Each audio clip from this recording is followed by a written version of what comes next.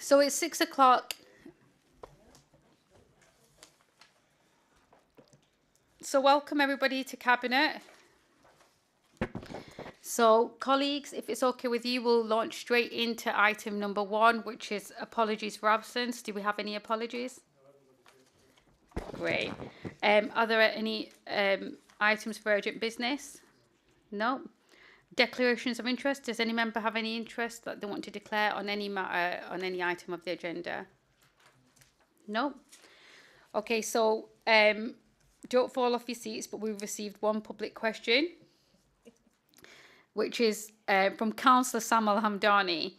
So I'll read this out, and I think it's to me, so I answer it as well. So basically, Councillor Sam Al-Hamdani is asking, with regards to the proposed 1 million grant for the installation of a new pitch at Oldham Athletic, to ensure that the pitch is of sufficient standard for the proposed use by multiple clubs, I note in paragraph 8.3c, it requires the production of a fit-for-purpose grant funding agreement, which not only deals with the expenditure of any grant funding, but also clawback and security of the grant funding in prescribed circumstances and the continued use of the site for the approved purpose.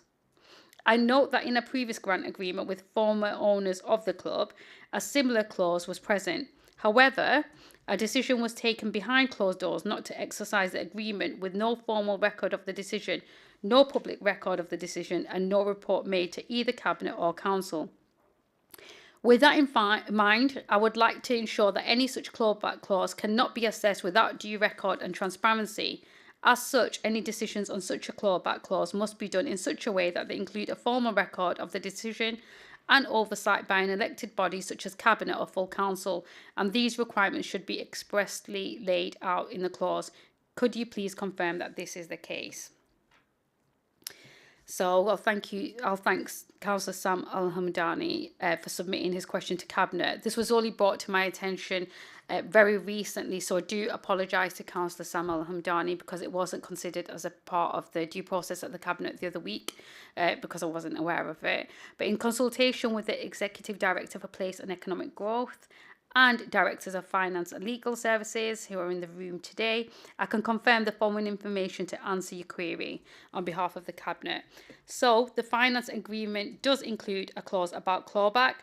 In the event that clawback is required to enable the Council to recover any of the grant deemed ineligible, the formal procedure would be for officers to prepare a formal report for the relevant Cabinet member or members, and then depending on the nature of the concerns, issues being raised, this can then be escalated to Cabinet. In either occurrence, a formal decision relating to the issues and enactment of clawback would be a matter of public record, and that was my understanding anyway. I'm not aware of any circumstance where anything, certainly in my leadership, all my time on the Cabinet, that's been done behind closed doors in the way that Councillor Samuel Hamdani is describing. But I hope that satisfies his question. So, okay, item 5, which is minutes of the Cabinet meeting held on the 19th of June 2023. Does Cabinet agree the minutes of the Cabinet meeting held on the 19th of June 2023? Thank you. Appointments. So item 6 is appointments to Cabinet subcommittees and joint committee. So the report is pretty sort of standard, isn't it? And self-explanatory. I'm assuming members have read that report. And it just sort of highlights who's sat on which committee and which subcommittee.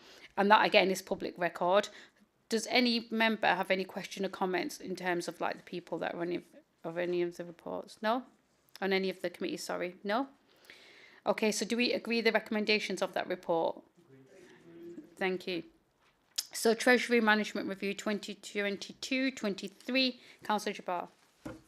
Thank you, Chair. So this report deals with the last financial year. So it's a review of the Treasury Management for the financial year 22-23. The Council is required by regulations to issue under the Local Government Act 2003 to produce an annual Treasury Management review of activities and the actual prudential and Treasury indicators for 22-23. This report meets the requirement of both and the SITFA Code of Practice on Treasury Management and the SITFA Prudential Code for Capital Finance in Local Authorities. So basically, Chair, we meet all the regulation as far as treasury management is concerned and prudential capital finance is concerned. We're required to do three things. Firstly, have a plan for the year, which we've done that on 2nd of March 2022. Then we're required to produce a report mid-year. We've done that on 14th of November, and this reports give you a review of the activities. It's quite a technical report, Chair.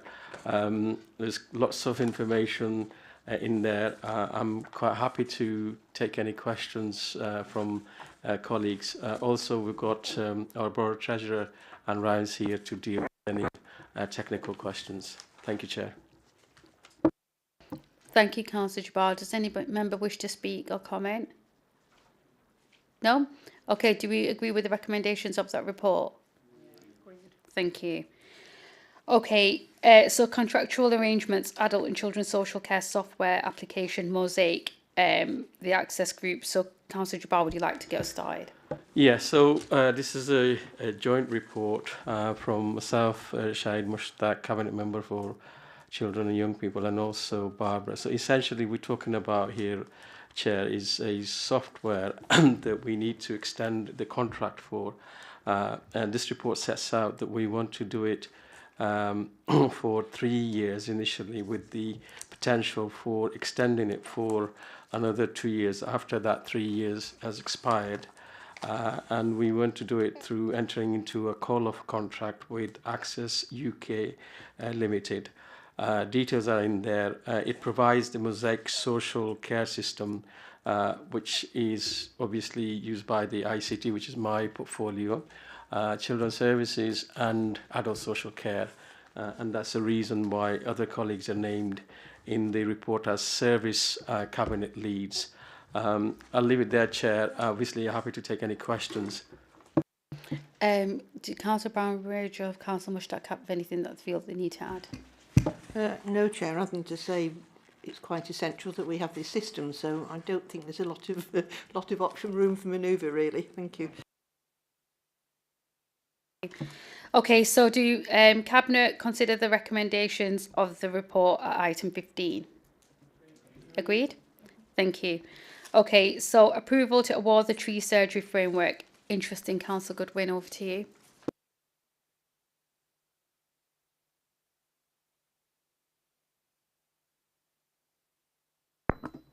Yep, quite straightforward report, Chair. Oldham has over 6,000 trees and they need to be maintained. 5 bidders have been identified in the outcome of the evaluation. So the ask is to award the framework agreement to the most economically advantageous bidders, which provides a high quality service and security should emergencies occur.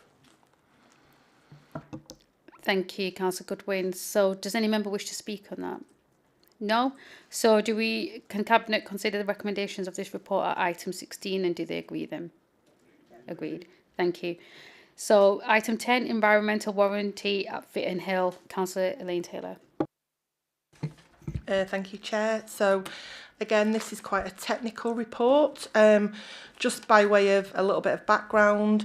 So the report relates to the proposed settlement of a claim by 4 Housing in relation to an environmental warranty which was granted by the council back in 2004.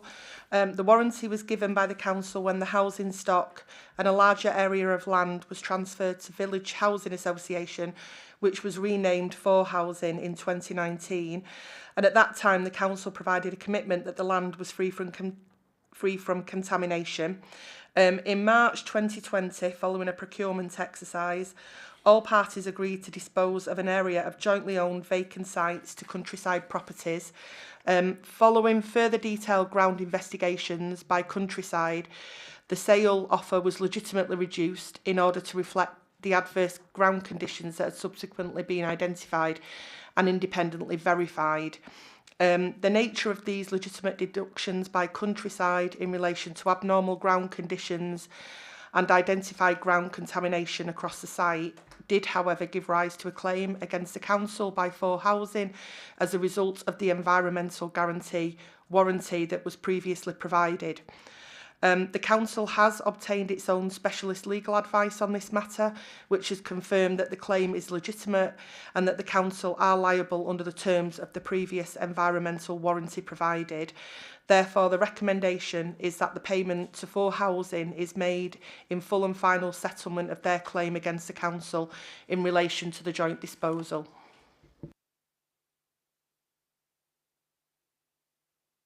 Thank you, Councillor Taylor. Does any member wish to speak? No, it is rather technical, so I think that's fine. Do members agree the recommendations of that report? Brilliant, thank you. So item 11 is settled accommodation programme for Afghan and Ukrainian refugees. Councillor Taylor. Thank you again, Chair. So, yes, so this Cabinet report is in relation to the Settled Accommodation Programme. The Department for Levelling Up Housing and Communities, which is also known as DLUC, for those that might not be aware, has made some finance available to local authorities across England to assist with housing refugees who are homeless or at risk of homelessness or living in unsuitable temporary accommodation. Oldham Council has been allocated grant funding, which will be used to make 11 properties available in the borough, and that will be designed to support Ukrainian and Afghan refugees between now and 2024. The report confirms the allocation of funding and the completion of a memorandum of understanding between the council and DLUC. It also seeks approval to enter into a grant agreement with the 2 registered providers, the 2 social housing registered providers, to contribute to the delivery of these homes. And therefore therefore the recommendations to Cabinet are that we confirm acceptance of the grant. Thank you, Councillor Taylor. Does any member wish to speak? No?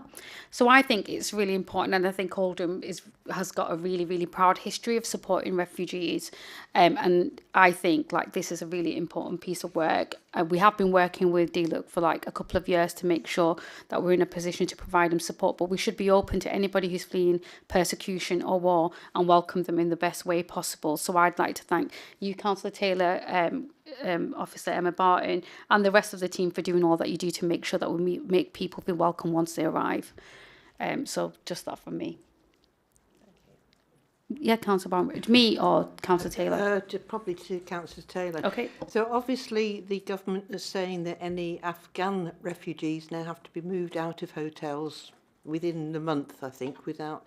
So do we have any Afghan refugees in hotels in Oldham that would be caught up in that policy that this would actually help deal with? Yeah, we do. We have 3, don't we? Sorry. Obviously, the leader is always ahead of the game, but yes, we do. But it's a relatively small number. We've just got 3 families that are in that situation at the moment. So they would benefit from this straight away, would they? That's my understanding, yeah. Excellent. Thank you very much. Thank you. And I do apologise for interrupting. But thank you so much. Right, so do members agree the recommendations of that report? Okay, so the next item is mine. So this is the Cultural Quarter Public Realm, and this report has some really genuinely exciting news in it and furthers a commitment as a council to our town's new theatre and our cultural quarter as a whole. So Oldham will soon, and we know we're all really excited about this, have a top-class outdoor space for arts and culture that everyone can enjoy in the heart of our cultural quarter. This decision we take this evening is another step in the right direction as we build a better Oldham and redevelop our town centre. And I think Cabinet will agree that the regeneration of how our town centre is looking already looks really, really great so far, with the newly reopened Hilton Square and the streets surrounding it looking brilliantly and being well used by Oldhamers already. I mean, I walked through a couple of times and just people are really, really fully utilising that space, and it's just so seen. It can make such a difference and such a contrast from what it used to look like. So I really, I'm excited about that. But the way the team have designed this space in between the old library and the post office, the building that will soon be the house of the Coliseum, means there'll be space for an outdoor stage as well, with professional lighting and sound rigs, and about 150 people, I think, are going to be able to enjoy some of our incredibly popular outdoor events. But these plans have been designed through the feedback from Oldhamers, and I think that's really unique and really important to mention. It's an important acknowledgement because it means that people have designed a space that is there for them, and so they would have felt like a part of that journey. But also from our perspective as a Labour administration, that how we really welcome them open conversations, but they're not just conversations, they're not acted upon. We're actually listening but acting on it too. So once complete, our cultural quarter will have an even bigger gallery, a brand new Home for Oldham Theatre workshop, and the newly restored Old Library, a new Home for Oldham Coliseum in our purpose-built theatre building, and Gallery Oldham and Oldham Library. So I think it's really, really a welcomed piece of work, this, and a really important item that further demonstrates and complements our commitment to regenerating the town and making it something that everybody across Oldham can be proud of. So, does any member wish to speak? Councillor Brownridge. I think it's already a really nice garden and it's quite well used. So I think the idea of sort of making it even better once it's going to be affected by the building work. And I think from memory it was always intended it would be an outdoor performance space, and I don't think that ever really happened in any meaningful way. So I think this is a real exciting opportunity to, particularly with Theatre Workshop being on the doorstep, it will be a real good arena for them to perform. So yeah, I think it's a really welcome addition to the town centre's improved environment. Councillor Taylor.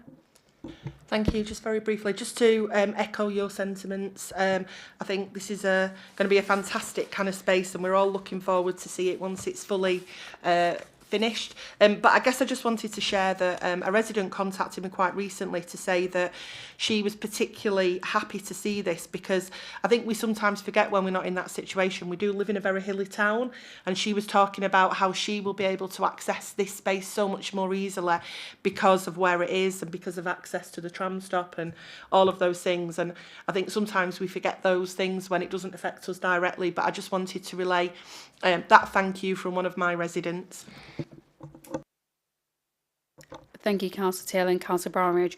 So do Cabinet agree with the recommendations set out in item 19? Yep. Thank you. So item 13 is the City Region Sustainable Transport Settlement. So that's the CRSTS, Transport Capital Programme 2023-2024. Sounds technical, but it's really important, isn't it, Councillor Goodwin? It is quite important, Chair. The ask for Cabinet is to approve the funding for the maintenance programme of our footway structures and carriageways of £3.824 million. And that's about it, really, Chair. You say that, but you know, I've said this before, and as my time as leader, I had lots of conversations last year, and you know, like, you can't underestimate how passionate and strongly people feel about this. So for me, I've had a lot of conversations with a lot of people across a lot of communities across the borough, and many of them felt that the council didn't always deliver the basics right. And it doesn't get much more bread and butter than like actually the highways and the potholes. And I'm really glad this report has come now, so we can now demonstrate to Oldhamers actually that we do take this seriously. We are a council that care, and we are committed to getting the basics right for all our residents. But to any Oldhamers that might be watching, and I'm sure it's all the 250,000 of us that are out there, all tuned into this, but I've got a really simple ask for residents and anybody that's watching, and that's do your bit and do report potholes and any issues with highway surfacing to the council online or to your local elected members, and don't think that, you know, or rely on somebody else to report it. And with the help of every alderman, we'll get better and reassure that the borough takes stuff like this very seriously. But also bear in mind that when you do report that, then we are going to go out to fix it, which does mean that there are going to be some inconveniences in your travel, but it is for the greater good, because ultimately I'm really proud of our highways team. I think they do a fantastic job, and they are very like responsive in a really swift way. So for me, I welcome this report. I think it's really important. Yeah, thanks, Chair. I'd also put out that the programme for works for 23-24 is also listed in the report if any members or members of the public would like to take a look. See that little cue and you showing off about your portfolio, but no, really important, and it means a lot to people. So do Cabinet agree the recommendations out in the report? Brilliant. Okay, so item 14 is exclusion of the press and public. Thank you. Thank you.